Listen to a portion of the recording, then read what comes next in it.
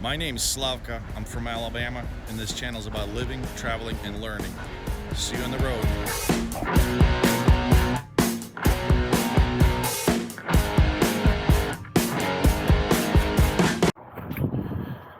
Well guys, picking up another load. This is my super duper chariot, the Fun. And guess where I'm at? I'll give you one guess at this. I'll give you a hint. You see that beautiful tall brown rusty wall there in the distance? About 200 yards from here. That's Trump wall, guys. That's a U.S.-Mexico border. I'm at the very southern tip of United States. We're actually further south than Miami right now. We're not far from Brownsville, Texas, at the very southern tip. Other than Key West, Florida, this is as far south as you can get. It's 26 latitude. So this load's going to be a long one. This one's heading all the way to Tacoma, Washington area, which is near Seattle. So we're going to cross the country in diagonal ways from Mexican border to Canadian, basically. It's kind of a chilly day for this area, but at least it stopped raining. It's been raining the last couple of days.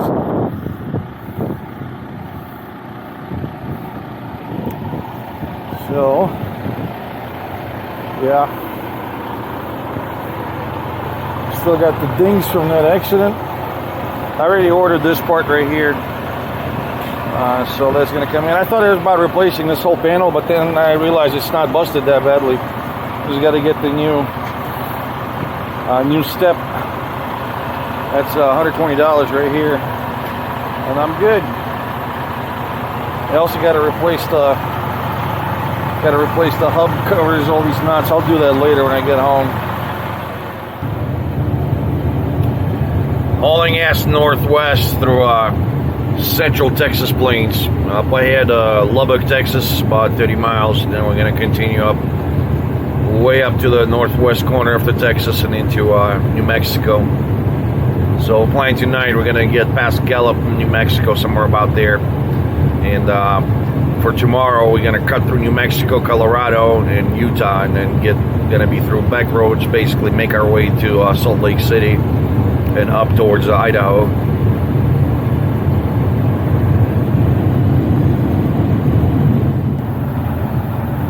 We're in the northwestern part of New Mexico, entering Colorado pretty soon. The mountains are getting big out here. The next segment of our trip is going to be mostly Rockies as we get into Utah and Idaho following there.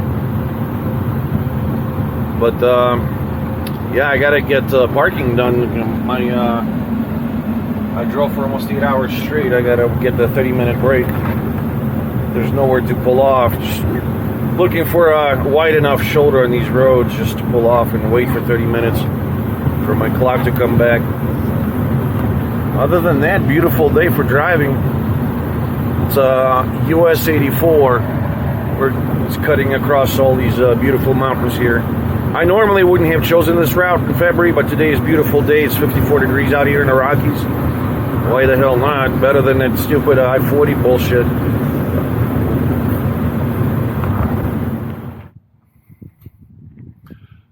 You know what strikes me up in the mountains out here? It's just sheer silence. You just hear birds and tinnitus in your ears. That's about it. Well, in my truck, it's idling right now. But yeah, we're 7,500 feet elevation in the Rockies right now in the US 84. What a beautiful area.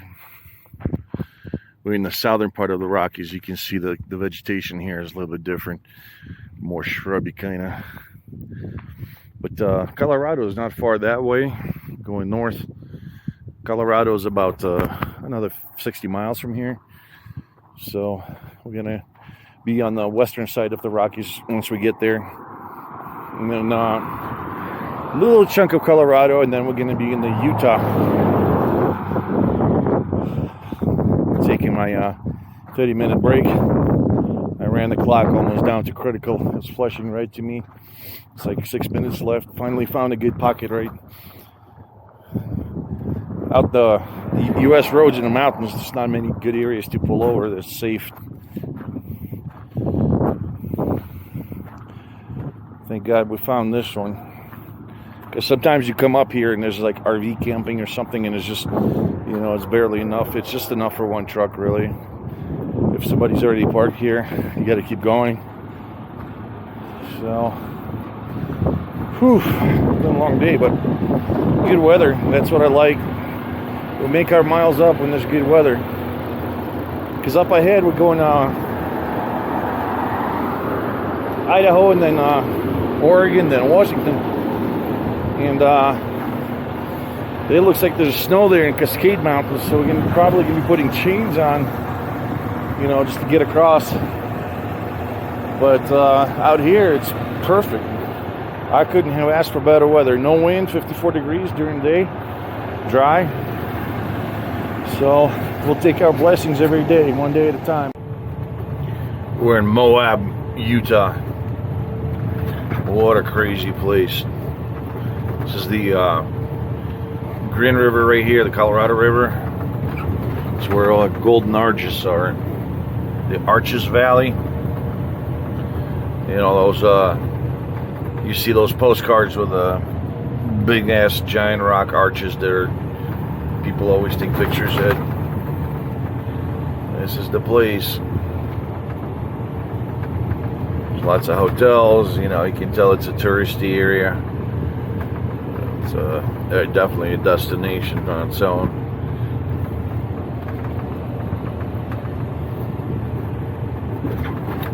Gonna be getting on I-70 in a little while. Kind of cutting through Utah. I'm not gonna follow major interstates. I'm gonna pop around the Salt Lake City in about 5 hours.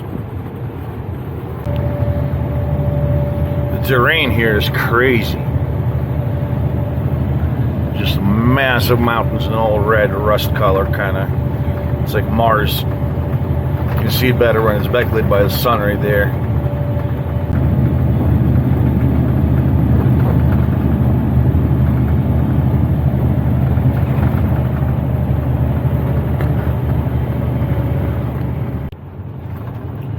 If you want extreme mountain driving, come to Utah on US 6. This is as gnarly as it gets. It's about a 40-mile stretch till we get to Salt Lake City. We get through this mountain range. It is narrowest, twistiest road. One of them. I'm not saying it's the most one. I think the Monarch Pass in Colorado is pretty gnarly too for a while. This is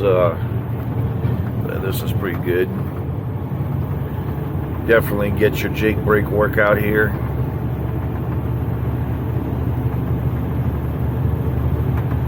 Good thing I'm behind empty trucks right now, because if you get some guy that's loaded, oh boy.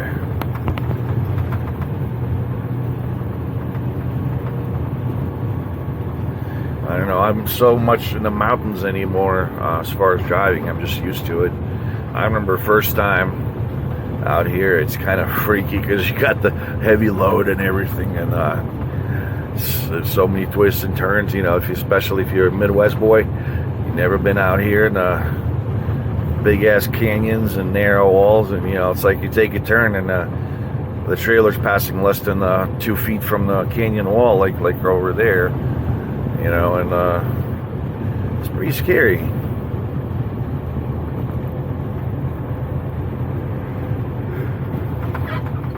But you get used to it. It's not a big deal. It can be very safe. You just gotta take your time. Understand the physics involved, how your truck behaves, how to properly use the Jake brake. You can come up at the top of a hill, anticipate that. You kind of ease off the throttle before you crest the hill, and then you know, just set in into your Jakes and glide it all the way down. That comes with a little bit of experience, but first time around, just take it slow. That's all I can say about that. There's no trucking school is going to teach you this shit. Just got to get out of here and do it. We're almost in Oregon. Oregon state line is about 8 miles from here, and it's going to be city of Ontario. It's gonna get real hilly there. It's pretty hilly here in the foothills, but out there, it's a massive mountains out there. So, well, we only got 170 miles to go for today, and then tomorrow morning I'm gonna go out for delivery. So we're almost in the state of Washington. There's just a chunk of Oregon we got to get through on I-84. The weather's kind of turning into rainy mush, but it's still warm. It's well above freezing, so that's good side. That because I got to cross this mountain range next 150 miles or so. It's gonna be dicey. If it's ice and snow, it can get really dangerous out there on I-84. In fact, there was a really big pileup just a week ago out there. It's like over 40 trucks and hundreds of cars involved, and one of them passes. I've been there in the bad weather, and it's not pretty. It's chain law. It can get really dangerous. And the Oregon Cabbage passed one of the infamous hills. 6 miles of 6% downgrade. Choose your gears wisely if you're fully loaded. Look at this altitude. Sometimes you come up here and the cloud's actually below you. Look all the way down there. That's I-84. Now we're going to be going left and right, weaving in and out. I'm so light I can hold back the speed with stage 2 Jakes. Don't even need to use service today.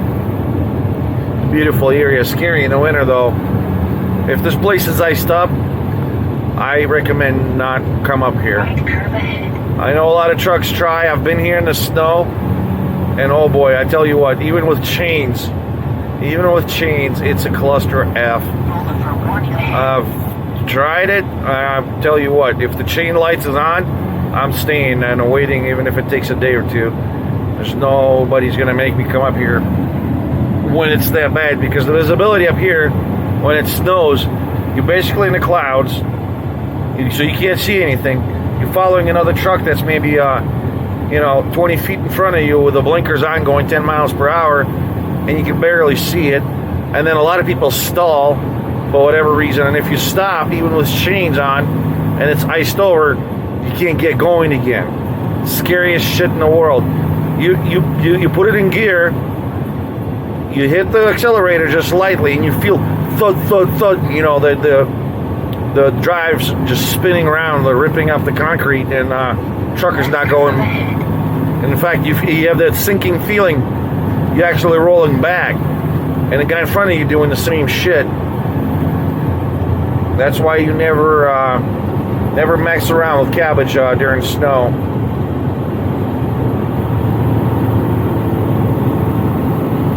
See, this pickup truck's gonna learn the hard way. They don't have Jake brakes. At the bottom there, so many wrecks. He's gonna burn up his shit right there. I can tell you right now, he's feeling that wobble, and he's not really in control of this.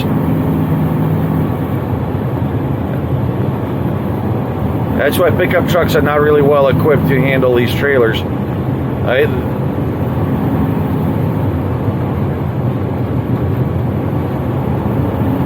Look at him. I can see his ass wobbling. That trailer's trying to push him around. Hopefully he's... Yep, he's hitting the brake. He's trying to keep up with trucks and he can't. What a dumbass.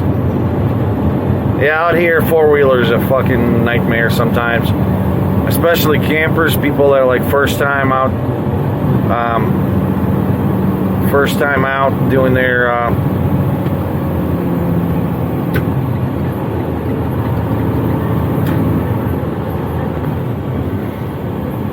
I'm gonna give this guy room.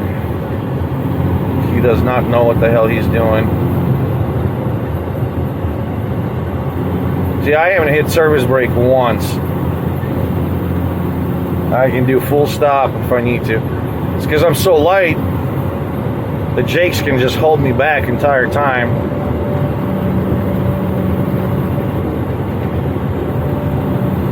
Yeah, these little trailer brakes will be on fire at the bottom.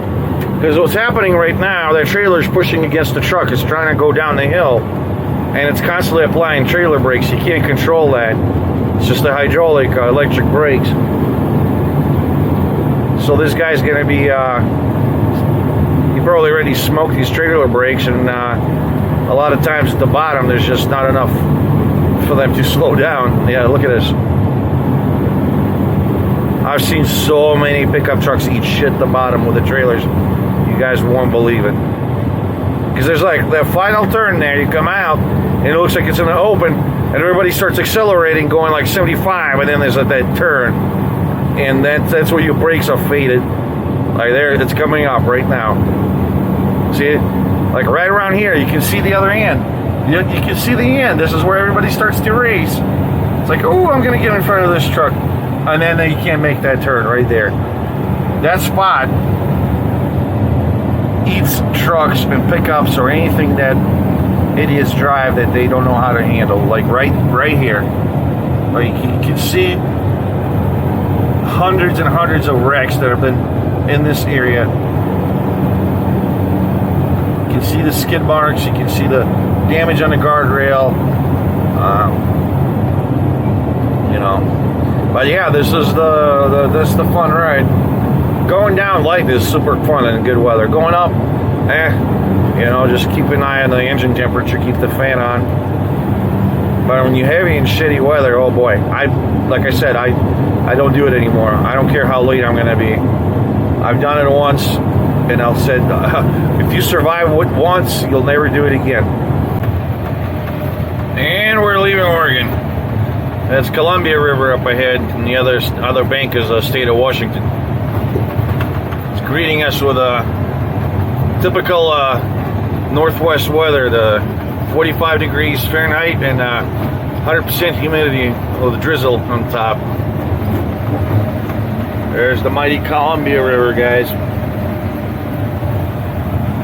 It goes all the way to Portland, about 220 miles that way. And now this is the nastiest weigh station. Welcome to Washington. This weigh station gives out more heartaches to truckers than anyone in the country. Hopefully we'll get pre-pass on it. Oh no, the trucks are going in. Oh boy. I've had more inspections on this weigh station than anywhere else. I tell you what, let's just hope that they flag us through without having to stop there. Not looking forward to that.